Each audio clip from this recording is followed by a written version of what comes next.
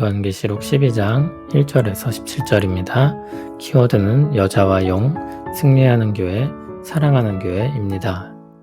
하늘에 큰 이적이 보이니 해를 옷 입은 한 여자가 있는데 그 발 아래에는 달이 있고 그 머리에는 12별의 관을 썼더라.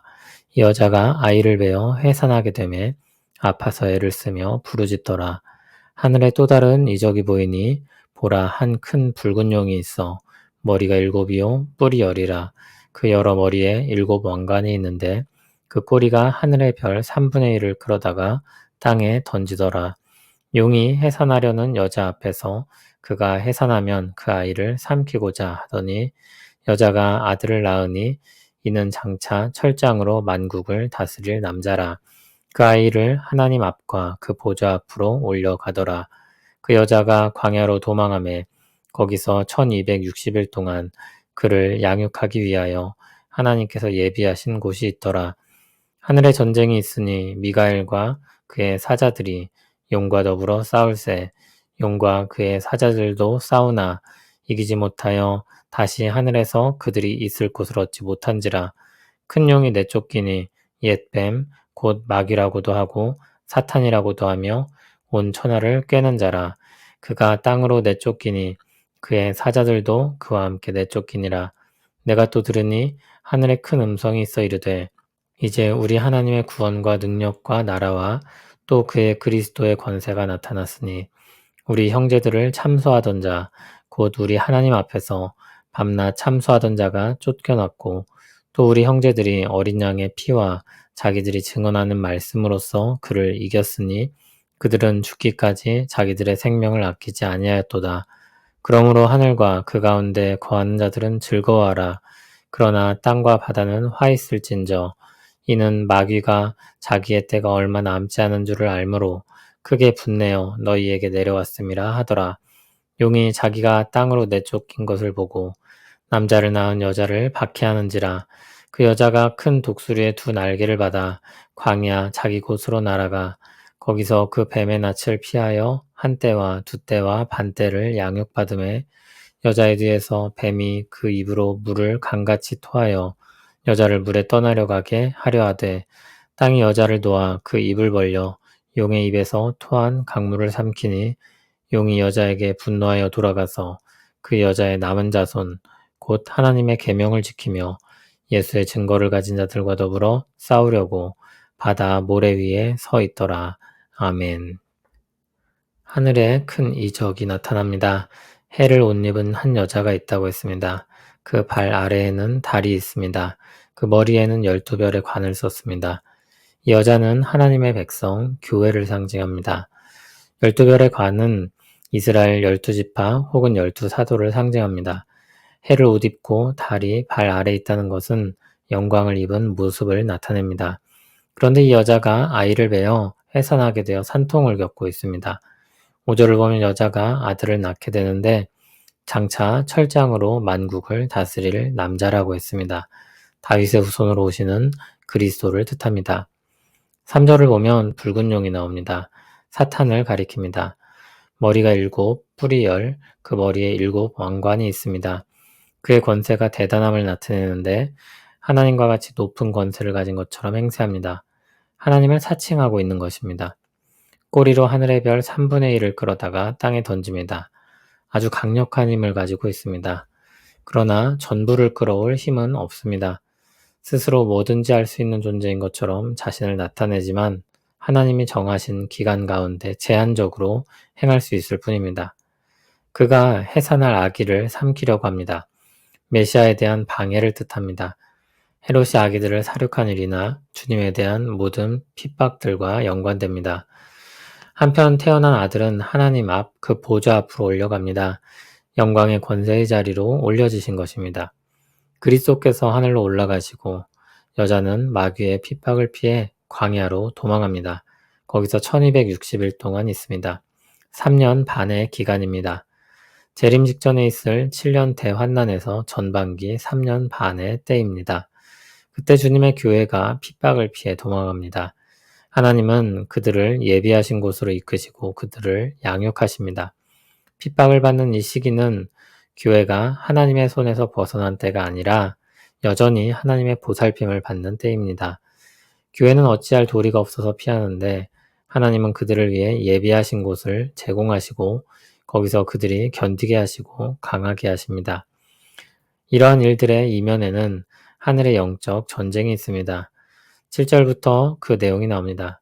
하늘에 전쟁이 있는데 하나님의 천사 미가엘과 그의 사자들이 용과 그의 사자들과 싸웁니다. 용의 세력은 하나님의 천사를 이기지 못합니다. 하늘에서 그들이 있을 곳을 얻지 못하고 내쫓깁니다. 그 용은 구절을 보면 옛 뱀, 곧 마귀라고도 하고 사탄이라고도 하는 존재입니다. 사탄은 온 천하를 깨어 하나님을 대적하려고 하는데 패배하고 땅으로 내쫓기고 그 세력도 함께 내쫓깁니다. 10절을 보면 하늘에 큰 음성이 있어 말하기를 이제 우리 하나님의 구원과 능력과 나라와 또 그의 그리스도의 권세가 나타났다고 했습니다.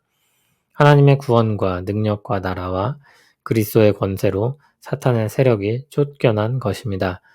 사탄은 참소하는 자입니다. 하나님 앞에서 밤낮 주님의 교회를 참소합니다. 성도들의 죄악을 가지고 가서 하나님 앞에 심판받아 마땅하다고 고발하는 것입니다. 그러나 그 고발이 무엇에 의해 다 소멸됩니까?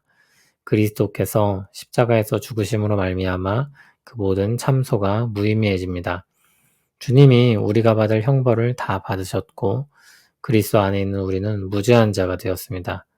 그리고 사탄은 쫓겨납니다. 참소하는 일조차도 허락되지 않습니다. 주님의 교회는 어린 양의 피와 자기들이 증언하는 말씀으로써 그를 이겼다고 했습니다. 죽기까지 자기들의 생명을 아끼지 아니하고 믿음을 지켜냈습니다.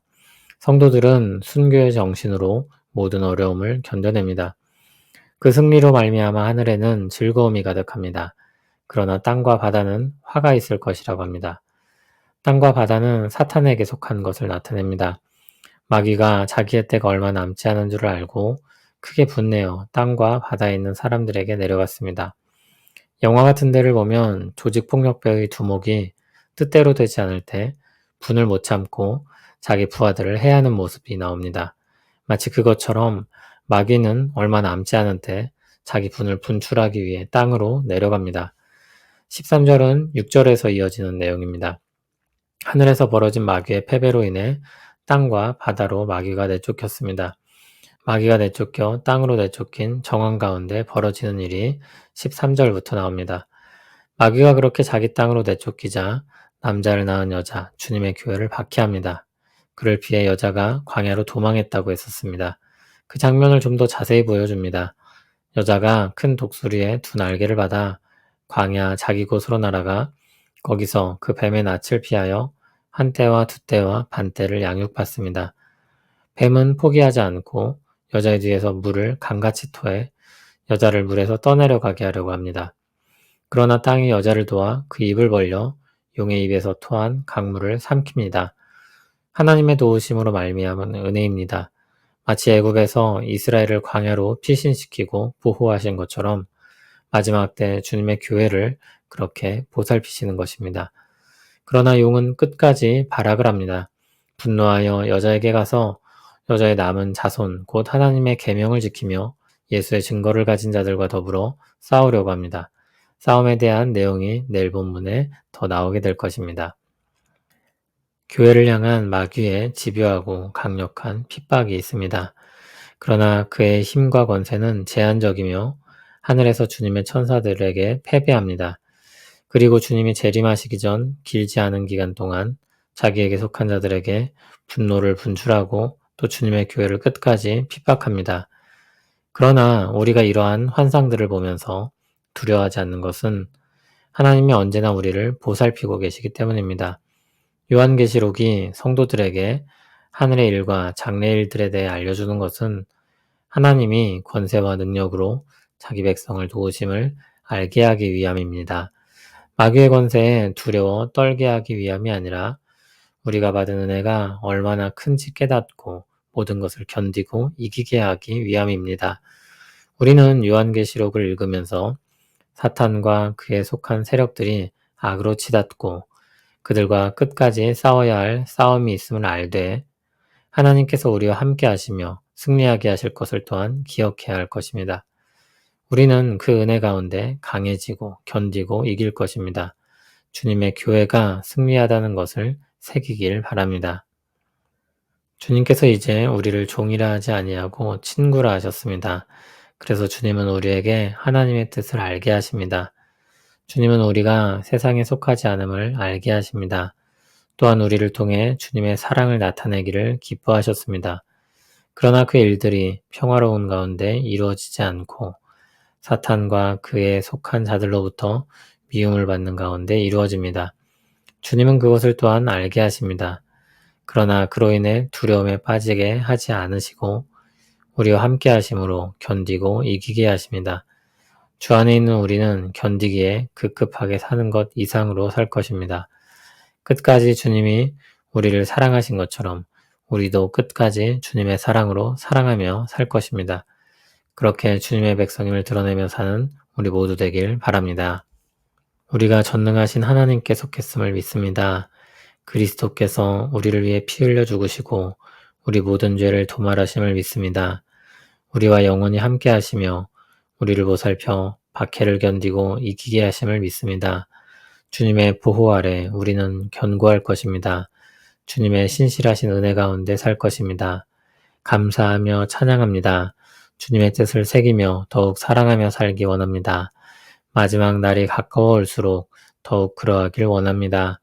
예수님 이름으로 기도합니다. 아멘.